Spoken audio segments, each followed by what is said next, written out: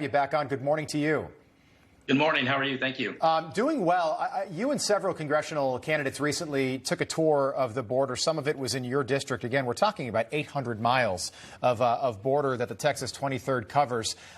It looks like Mayor Eric Adams in New York and Muriel Bowser in Washington are not happy that so many migrants are being bused to their sanctuary cities. What do you make of that? Yeah, I represent 42% of the southern border, and of course they're not happy with having this influx of migrants. Anyone who gets sucked up into this crisis, their lives immediately get turned upside down. And, the administration is saying people aren't walking over as simple as walking over. Yes, they are, and they're walking over by the thousands. This is exactly what an American last agenda looks like. I'd say they do have a plan. The administration does have a plan, and that plan is open borders and to disrupt the way America looks, reshape it in another image. So, I hosted 7 top-tier candidates from all over the country. So that way on day one, when House Republicans take back the House, we're ready to go. We're ready to implement policy changes that do stop the bleeding on the southern border. So if New York City, again, the largest city by far in the country, is having a difficult time housing 5,000 people who have crossed over the border illegally under Joe Biden's time in office, what are people in your district doing? Again, it's a massive area geographically, but fewer than 1 million people live in your entire district. How are they dealing with a surge and a crisis like this, something we've never seen before? Yes, this is how it starts. This border crisis has continued to get worse and worse. So communities along the border in Eagle Pass, I'll use that as an example, is right now they're firefighters. They would respond to about 25 drownings a year. Now they're responding to about 30 drownings a month. So what ends up happening is first the Border Patrol gets sucked up into the processing centers. They're no longer keeping our borders safe, letting fentanyl and other things come through. Then the services of that city, police and firefighters, get sucked up. In San Antonio, the same thing has happened. So what is happening is as this spreads, New York City, as it goes to other places, Chicago, I'm hearing buses are now getting sent to Chicago as well. What is going to happen is those local services, police, firefighters, EMS, are now going to be starting to react into these migrant centers. It only gets worse. In Del Rio, we had 4 children overdose yesterday. So all across America, people are dying from all kinds of drug overdoses as well. Congressman, can you react to, typically when something goes wrong, the president will try and fix it, correct it, at least acknowledge it. This is the first time, certainly in my lifetime, where the exact opposite has happened. Joe Biden has single-handedly let this get worse and worse. Can you put that in a historical context for us, how unusual that is?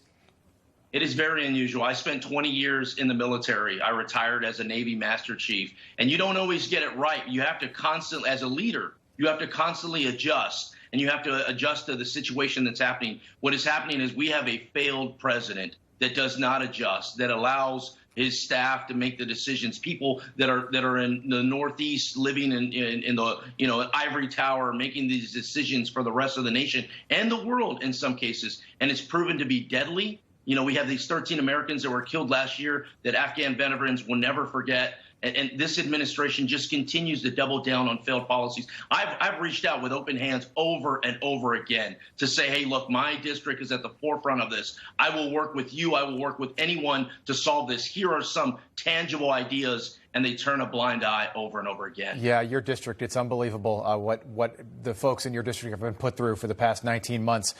Is this the biggest issue in the 23rd Congressional District? Again, the biggest border district in our entire country. Is this issue number one there to voters?